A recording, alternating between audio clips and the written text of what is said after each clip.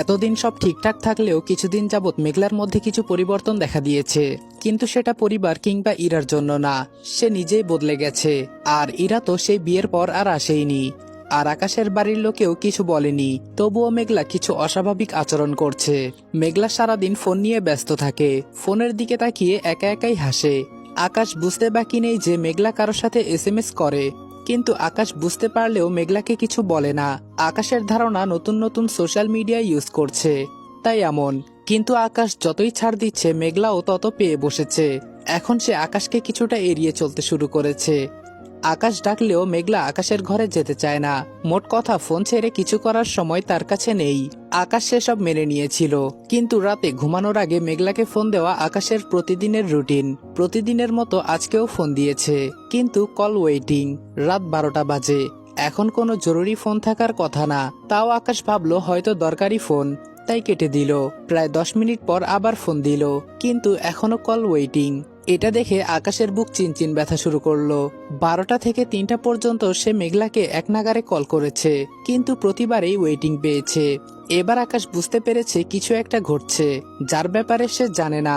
আকাশ মেঘলার ঘরে গিয়ে নক করলো। মেঘলা ভাবলো হয়তো কেউ দরকারে এসেছে। সে জিজ্ঞাসা করলো কে। আকাশ কোনো কথা বলল না। মেঘলা দরজা খুলতে আকাশ ঘরে ঢুকে পড়ল। আকাশের চোখ দুটি লাল হয়ে আছে, দেখে বোঝা যাচ্ছে সে খুব রেগে আছে। আকাশকে দেখে মেঘলা ভয় পেয়ে গেল। মেঘলা বুঝলো তার কপালে দুঃখ আছে, তাড়াতাড়ি ফোনটা লুকিয়ে ফেললো।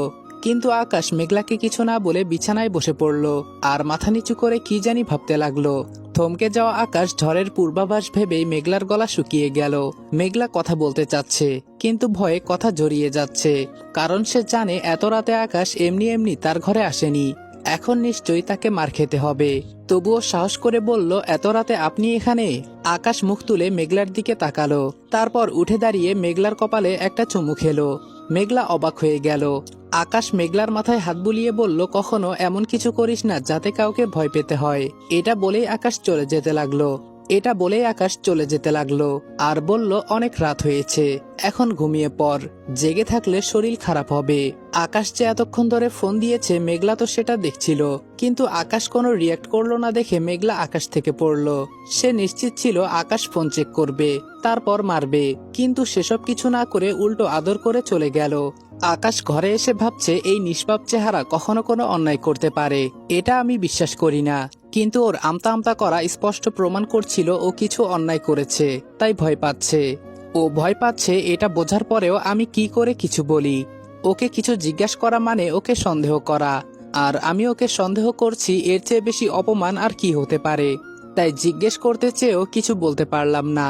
কিন্তু মন যে কিছুতেই মানছে না, কার সাথে এতক্ষণ কথা বলছিল এটা না জানতে পারলে ঘুমাবো কি করে। কিন্তু ওকে আমি সন্দেহ করছি এটা জানলে ও কষ্ট পাবে, তার চেয়ে জিজ্ঞাসা না করাটাই ভালো।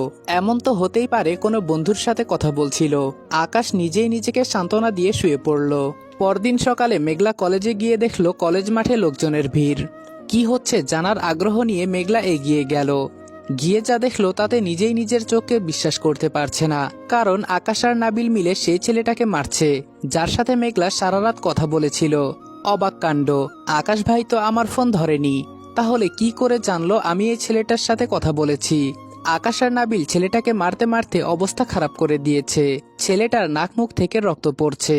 মেঘলা ভাবলো আমার জন্য কেউ এভাবে মার খাচ্ছে, না এটা হতে পারে না, আমার ওকে বাঁচানো উচিত। মেঘলা দৌড়ে গিয়ে আকাশকে ফেরানোর চেষ্টা করতে লাগলো। মেঘলা বলল, ভাইয়া ছেড়ে দিন প্লিজ, ওর কোনো দোষ নেই। মেঘলা আকাশকে বাধা দিচ্ছে দেখে নাবিল অবাক হলো। নাবিল মেঘলাকে বলল, কি করছো মেঘলা, তুমি এখানে কেন এসেছো? ক্লাসে যাও। মেঘলা কিছু না শুনে আকাশকে টেনে ধরলো। আকাশ মার থামিয়ে একটু সরে গিয়ে দাঁড়ালো। মেঘলা বলল, যাক বাবা, আটকাতে পেরেছি, ভেবে মনে মনে শান্তি পেল। নাবিল বলল, কি করব আকাশ, ছেড়ে দিব? আকাশ মেঘলাকে টেনে এনে সবার সামনেই জড়িয়ে ধরলো।